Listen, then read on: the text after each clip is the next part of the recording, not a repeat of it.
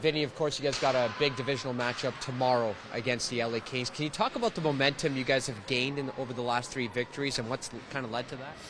I think we just stuck with it. I think we after an 8-game winning streak, we kind of lost our touch for a few games, but we stayed with it. We got two big wins in New York, and San Jose last night was a great win too. We just got to keep building, and LA is going to be a really good matchup tomorrow. We got to be ready. We know with playoffs last year, they're a very good team. They're well coached, well structured. So we got to make sure to play a full 60 tomorrow for sure. Which elements of your guys' team games have contributed to the improved defensive play, specifically off the rush?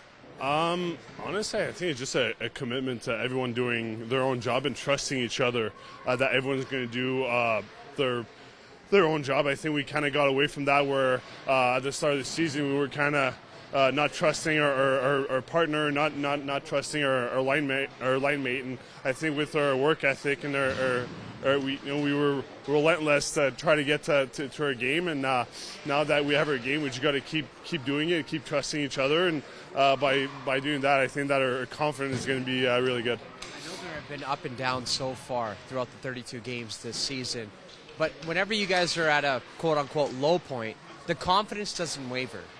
Where does that stem from?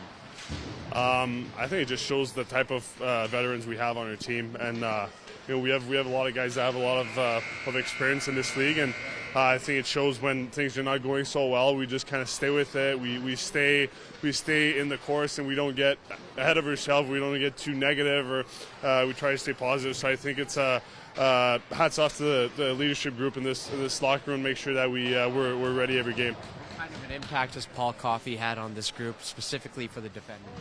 I think he's had a great impact. When you have a guy of that stature coming into the locker room and talking, everyone is listening to him, and that he's played with so many good players, and he's a great player himself, and I think that it just he brings something that maybe we didn't have as much before, and the decor, I think we've improved a lot, and we started playing a little bit more connected, and I think he brought that a lot. The communication aspect of it, and playing together, and always being there for your partner. So far it's been really good.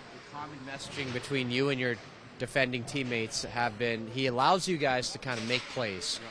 When your assistant coach and your coaching staff kind of display that kind of trust in you, what does that do for you as a player? Well, it gives you confidence to make plays, and you kind of play a little bit looser instead of tying the stick a little bit more. You're kind of a little bit more confident, and you're looking more for plays instead of trying not to make any mistakes. That's, I would say, the biggest difference there. It's a different mindset, and so far it's been really good for decor. He asked about Paul Coffey, but with Chris Knobloch, when he came in, there's a few things that he wanted to really focus on and hone in on.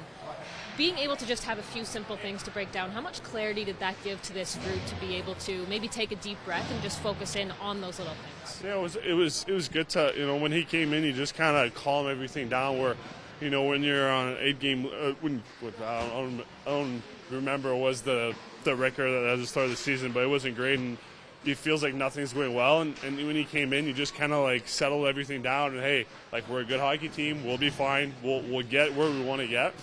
We just got to stay with it, and again, he gave us a few pointers that over time we kind of changed, and now we're getting more and more confident with it, with our D-zone structure and our neutral zone structure.